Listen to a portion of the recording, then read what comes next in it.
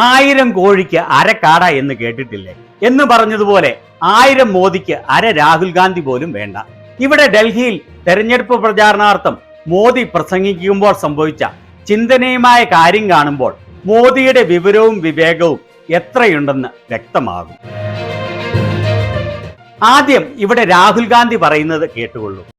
नरेंद्र मोदी जी को बोलने का कुछ नहीं रहा, टेलीप्रॉम्प्टर से बोलते हैं, टेलीप्रॉम्प्टर लगा रहता है, पीछे से कंट्रोलर है.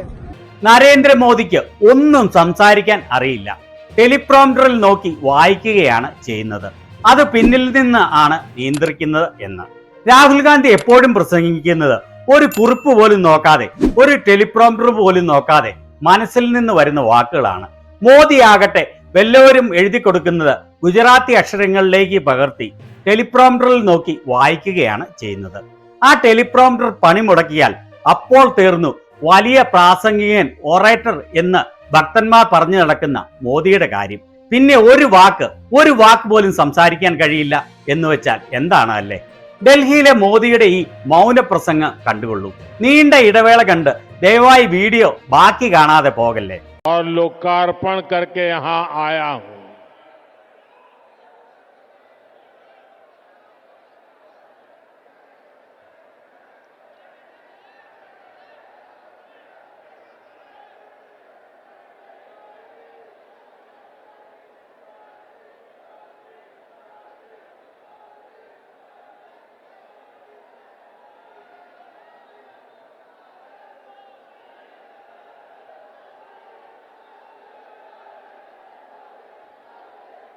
കേട്ടില്ലേ? 35 സെക്കൻഡോളം ആണ് ഒരക്ഷരം പോലും മിണ്ടാനാവാതെ, ഉരിയാടാനാവാതെ വിശ്വഗുരു സ്തംഭിച്ചു നിൽക്കുന്നത്.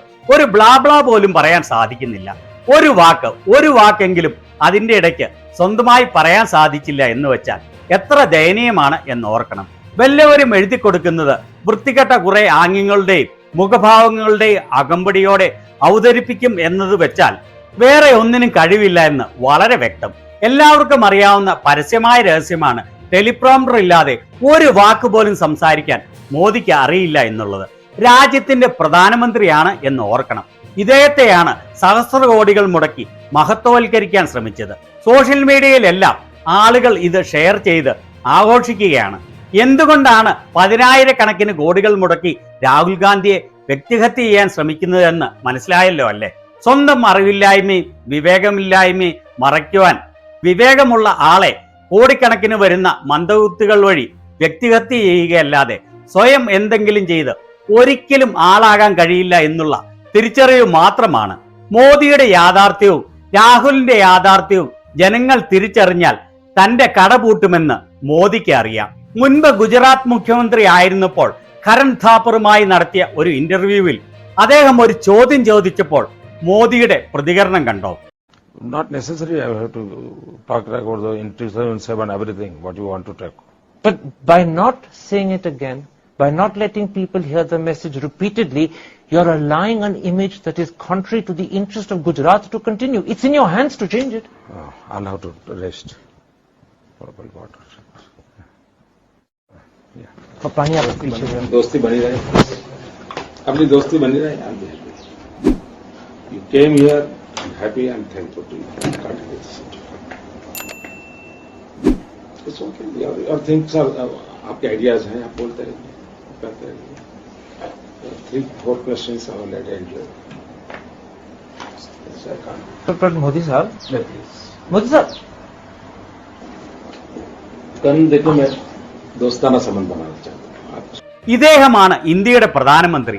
കൈകൊണ്ട് ആംഗ്യം കാണിക്കുന്നു, വിക്കുന്നു, വിമ്മുന്നു, തുമ്മുന്നു, വെള്ളം കുടിക്കണം എന്ന് ആംഗ്യം കാണിക്കുന്നു. എന്നിട്ട് ആ ഇന്റർവ്യൂവിൽ നിന്ന് ഇറങ്ങി പോവുകയാണ്. മോദി പോകല്ലേ എന്ന് കരൺ താപ്പർ പറയുന്നുണ്ട്. മോദിയുടെ ഡൽഹിയിലെ ഈ പ്രസംഗത്തെ ട്രോളി കോൺഗ്രസ് നേതാവ് സഞ്ജയ് ഝാ പോസ്റ്റ് ചെയ്ത രസകരമായ video കണ്ടുകൊള്ളൂ. Ladies and gentlemen, this special episode of No Teleprompter of 1 minute's duration is dedicated entirely to Mr. Teleprompter. Apparently, Mr. Teleprompter, while campaigning today, encountered a teleprompter that did not function. And when it did not, Mr. Teleprompter was speechless. So this 1 minute episode is dedicated to those who believe that Mr. Teleprompter has got brilliant oratory about him, makes fantastic speeches. क्या भाषण देते हैं.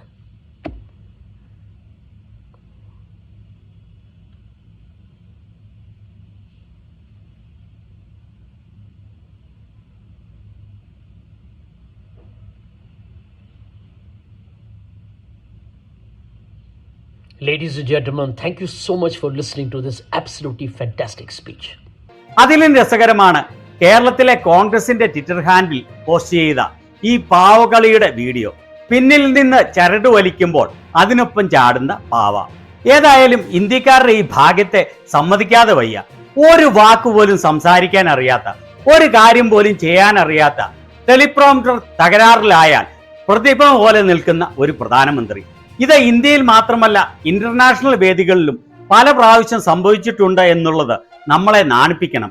പണ്ട് ലോക സാമ്പത്തിക ഫോറത്തിൽ സംസാരിക്കുമ്പോൾ ഇതുപോലെ ഒരു സംഭവം ഉണ്ടായി. ചമ്മി നാറി ഐസായി. അവിടെ നിന്ന് അവസാനം സംഘാടകർ നമുക്ക് പിന്നീട് സംസാരിക്കാം എന്നും പറഞ്ഞ് പരിപാടി നിർത്തുകയായിരുന്നു. അതിന്റെ വീഡിയോ ആണ് ഇത്. टेम्परामेंट, हम भारतीयों का टैलेंट, जिस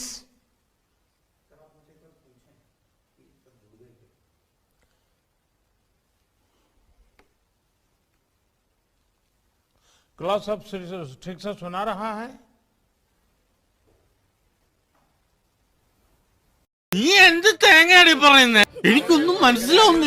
ഇത് ഇന്ത്യക്കാർക്ക് മാത്രമല്ല ലോകം മൊത്തം അറിയാവുന്ന കാര്യമാണ്. 1000 മോദി കൂടിയാലും അര രാഹുൽ ആവില്ല. കാരണം പൂജ്യത്തെ 1000 കൊണ്ടോ 10,000 കൊണ്ടോ ഗുണിച്ചാലും പൂജ്യം തന്നെയാണ്.